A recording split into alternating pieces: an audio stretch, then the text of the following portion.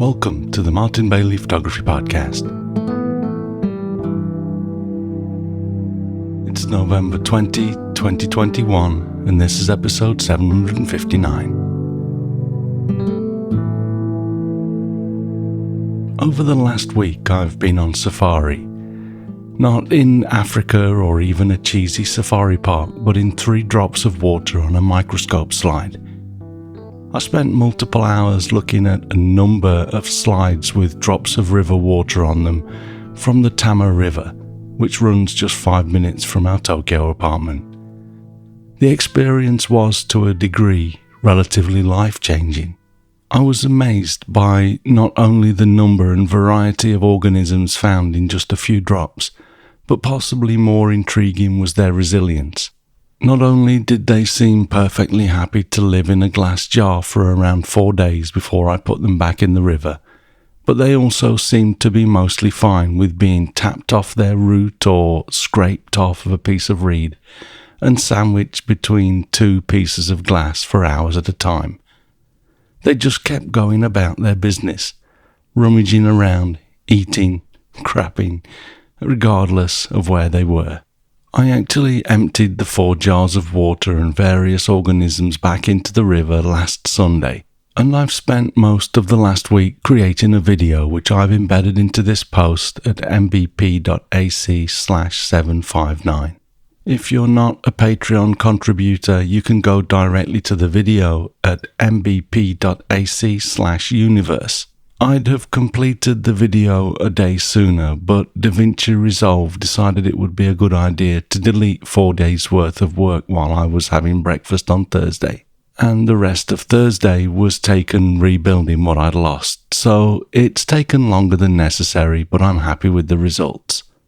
The video is the main content for this week, but I did want to share a few photos with you as well, and talk about some of the creatures that I met on my microscope slides. I'd also like to warn you before you look at the video that it may disturb some people to know what is in plain old river water.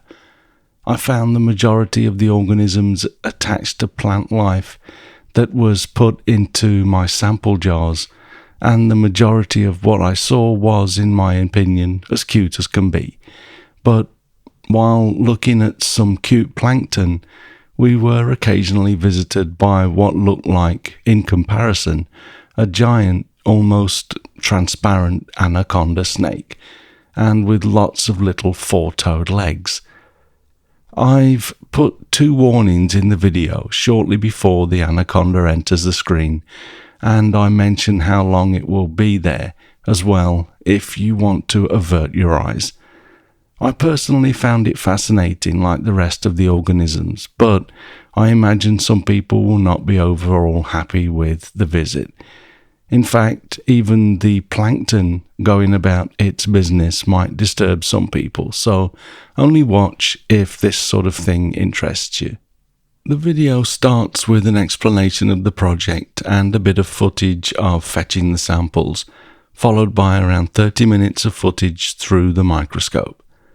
As you watch, keep in mind that there are 2 main types of plankton: phytoplankton, which are plants, and zooplankton, which are animals. Pretty much everything in this video falls into these 2 groups of plankton.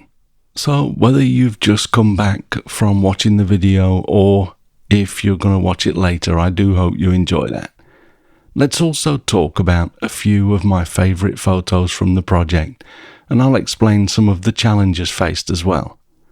First up, here is a light field photograph of a nematode, otherwise known as a roundworm. These are very common and can exist in both water and in soil, and are also able to live in acidic substances such as vinegar. They can be parasitic, and some species will bore into the soles of human feet if you walk barefoot in a river or on soil with nematodes in it. I'm including this shot mostly to start explaining the difficulties of photographing plankton. Because this was light field, with light being passed directly through the microscope slide, there was quite a lot of light to work with, especially as I've customized my microscope to add more light via an additional LED ring light around the original single LED light. But still, to try and freeze this nematode, which tend to wriggle around all the time, I increased my shutter speed to a 500th of a second. With this shutter speed, because of the higher light levels, I was able to use ISO 6400, which is good compared to most of the following examples I'll share.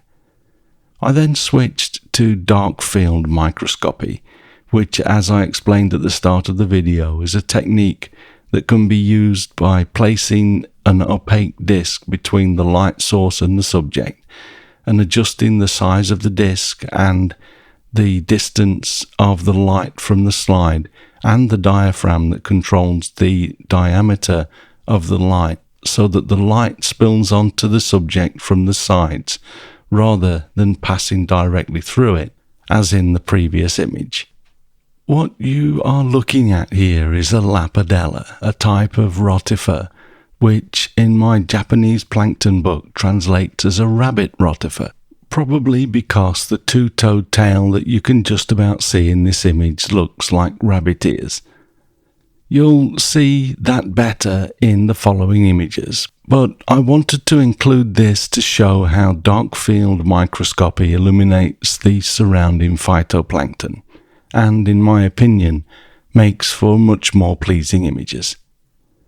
There is also less to clean up. With the previous light field image, I had to clean up the background quite a lot, but this image is pretty much straight out of the camera, with just a simple tone curve applied to increase the contrast a little. Also, to try and freeze this rotifer as it swam around, I was working with 1,000th of a second shutter speeds, which required ISO 20,000 to get this exposure, so I was starting to push the limits a little here. For this next image though, I changed to the 40 times objective lens to get a closer look at the rabbit rotifer. But with that, because of the lower light that the lens collects at this magnification, the ISO jumped to 51,200 at 1,000th of a second. So I had to run this through on one's no noise AI software to clean it up. That still produces a usable image, but definition drops slightly using these settings. I'm also fighting with poor image quality that I get with my camera adapter, as well as the very shallow depth of field. I've been overcoming these restrictions by doing a lot of focus stacking, but for moving subjects, focus stacking isn't possible. I got lucky with this next photo as this creature, which I believe is a type of copepod, stayed very still for a while as I shot a 39 frame stack. Shortly after I finished my stack, he swam away at speed, so I was very lucky, but the stack also recorded trails in the debris that flowed past the organism as I made more frames, which I thought was quite effective as a photograph as well. Because it was stationary though, I was able to reduce my shutter speed to 1/3 of a second and use ISO 400, so the image quality is greatly increased with these settings and the focus stack. This was one of just a few images that I was able to shoot like this though, with the majority of the rest being single shots, struggling with shutter speed and ISO settings, trying to make the most of what I was being presented with. Having learned from the first few days that I really needed to get my ISO down lower than I was going, I reduced my shutter speed to a 250th of a second and accepted a little more subject movement over grain for this next image, in which I was able to get 3 rabbit rotifers in the frame together. They are providing a top, bottom and side view, so this is one of my favourite shots that really illustrates this beautiful life form. In the next image we can see the outlined lorica, which almost look like little wings, but it's actually just the outer shell of the rotifer being caught by the light and actually continues down to the base of the foot. Still, at 250th of a second shutter speed, my ISO was at 20,000 for this shot. Once again, here I ran this through ON1 No Noise AI to bring the grain caused by the large dark portion of this image under control. This final shot is another of my favourites, shot with the 40x objective. The rabbit rotifer was stopping still for a few moments at a time, so I reduced my shutter speed to 125th of a second and got a few shots where it was still and relatively clear. There are also a couple of air bubbles which I was intrigued to find that Plankton has a very hard time with. The surface tension of the air is impenetrable despite seeing the rotifers interact with it a number of times. It's like a solid wall to them. I don't really have anything that I'm happy with of the mouse rotifer, which appears frequently in the video. They are slightly smaller than the rabbit rotifer, but their behaviour is just like little mice, scurrying around their environment, eating the algae on the phytoplankton. Anyway, we'll leave it there for the photos. Please do watch the video when you have time. If you're listening to this, you can jump directly to the video with the short link mbp.ac/universe. Thanks very much for listening today. If you enjoy this podcast, please share a link with your friends. Subscribe in iTunes or your favourite podcast program to ensure uninterrupted delivery.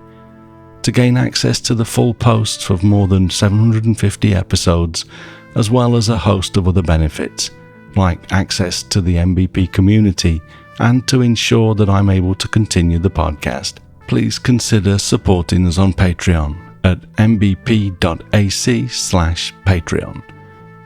You can find me on Instagram, Facebook, Twitter and LinkedIn, and links to everything that I'm up to are at martinbaileyphotography.com, so do drop by and take a look. I'll be back next week with another episode, but in the meantime, you take care and have a great week, whatever you're doing. Bye bye.